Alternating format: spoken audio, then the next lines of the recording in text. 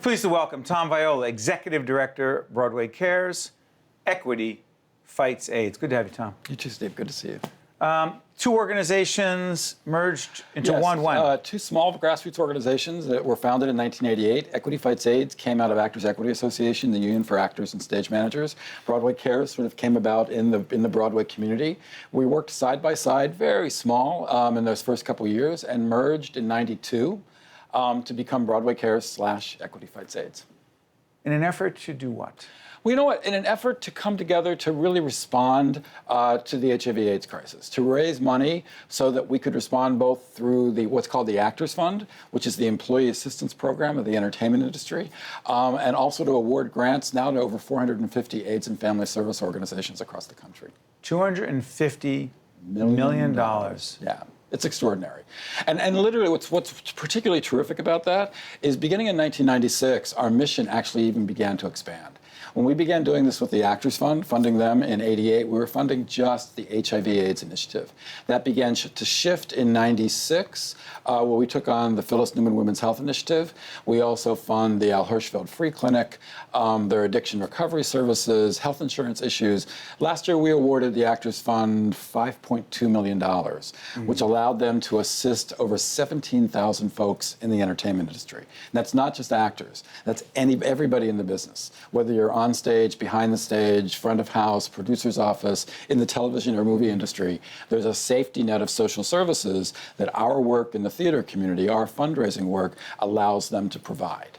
So I understand this, though, Tom, but you don't give money directly to individuals? No, we're not a social service agency ourselves. Well, for instance, the other half of our mission, last year we awarded about $6.2 million to these 450 social service agencies across the country. And they deal directly And with they people. do the direct work. They're on the ground doing what I would say is the hardest work. It's the food banks, the health clinics, housing programs, case management, harm reduction programs, and they're groups large and small. I mean, here in New York City, they're as big as God's Love We Deliver and GMHC and Housing Works, to literally food banks in the back of churches like at St. Luke's and St. Clement's and St. Paul the Apostle, right here in this neighborhood. But you know, you're not just in New York City. We're not. Our grant making is literally, we award to organizations in all 50 states. Which we're very proud of. We've actually searched out organizations like in Idaho and Wyoming and North Dakota. Well, you know, here in the city, it's one experience to live with HIV/AIDS or any debilitating illness. There's a lot of access to resources. You have to know how to get to them, but there are a variety of options. When you begin to get outside of the major metropolitan areas, particularly living with HIV, your options are particularly limited. And you think it's different? Say what? You think it's different? I think it's definitely different, and particularly when you have to address the stigma that folks have even to access those services. Today. And you know what? Hold on. 30 years later. 30 years later. You still feel there's a significant stigma? Absolutely. Around HIV Absolutely. and AIDS? It depends where you are. I mean, and I think it's a different kind of stigma than we were facing when this began 35 years ago. Well, you know, I think it was more outright. It was almost easier, I would say, to stand up against it and battle it. I think now it's a little more insidious. It's quiet. It even sometimes comes from the gay community itself, a feeling that people don't necessarily want to know their HIV status because they feel if that's shared, they will be ostracized. And the fact of the matter is, the best way that we prevent HIV is through knowing your status. There are about 50,000 people every year that are infected by HIV. There have been literally over 600,000 deaths. There have been 13,000 deaths just this year alone.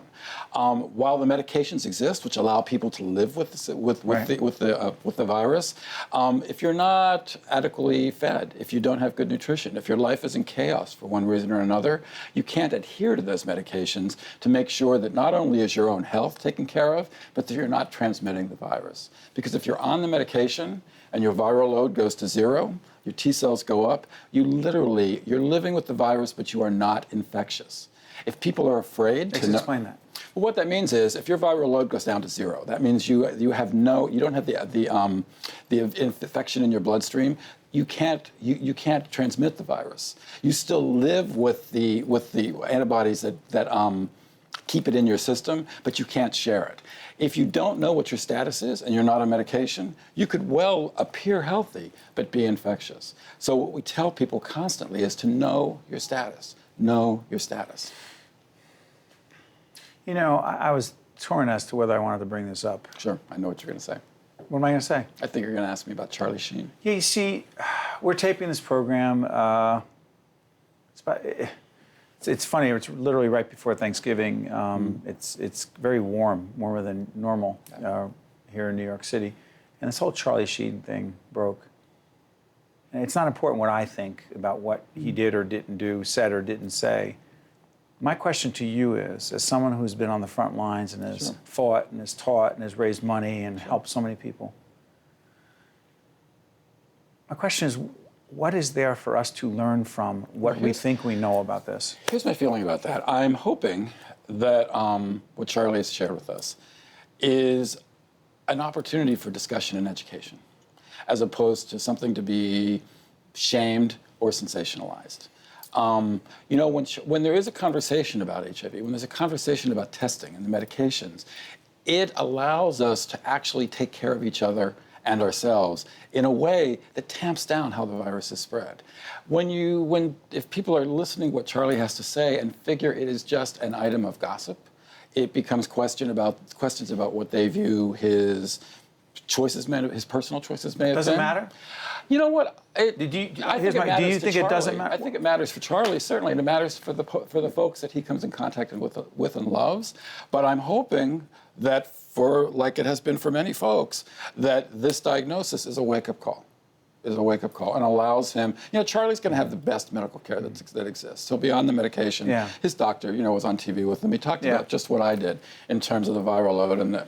Can it help, going back to your cause, it's not your cause, the cause of many, can it help the larger effort that you are involved in helping thousands, hundreds of thousands I think it can, because I think if people, again, aren't sensationalizing this or trying to shame him, it can actually allow people to have the discussion that sort of tamps down the stigma. Tom, do we care enough? I mean, you and your colleagues have raised $250 million over a significant number of years. But do the rest of us care enough about HIV and AIDS, or have many of us come to the conclusion, hey, there's some pretty darn good medication, and it's not what it was, so hey, given the other crises out there? Well, you know what? I think when we first started doing this, again, as I said, there have been over 600,000 deaths from AIDS since 1988. That is literally more than any American war from the American Revolution to Iraq. So when you think that this has happened in 30 years, that's cataclysmic in all kinds of communities, not just here in the city, but in suburban and rural communities all over the country. Now it's a different issue. What AIDS has become is a part of a number of issues that I think we're all facing as well, whether that is about lack of resources, whether that's lack of access to decent health care, mental health issues, addiction, job loss, racism. Housing, all of it. I mean, it exacerbates any of those issues. So when we reach out to those folks, we are actually often reaching out to an entire community of people. And finally, when we put up your website one more time, people can give. You can go to our website, BroadwayCares.org. If you're in a Broadway theater, probably right now, you're hearing an audience appeal from members of the Broadway community and national tours and off-Broadway. You can drop a buck in a red bucket. And truly, that money is going to work on the ground. The percentage for every $100 we raise, $80 goes out to grants and program services, and $20 are administrative and fundraising costs. That's a high percentage. It's a very high percentage, and one we are very, very proud of.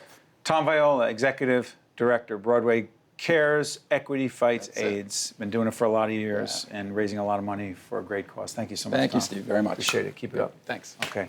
We'll be right back from the Tisch WNET studio here in the heart of New York City. Thank you. One on One with Steve Adubato has been a production of the Caucus Educational Corporation, celebrating over 25 years of broadcast excellence. This special edition of One on One with Steve Adubato is brought to you from the Tisch WNET studios at Lincoln Center. Funding has been provided by United Airlines, Investors Bank, Holy Name Medical Center, Health Republic Insurance of New Jersey, Fedway Associates, Partners for Health Foundation, and by ADP, Transportation provided by Airbrook Limousine, serving the metropolitan New York, New Jersey area.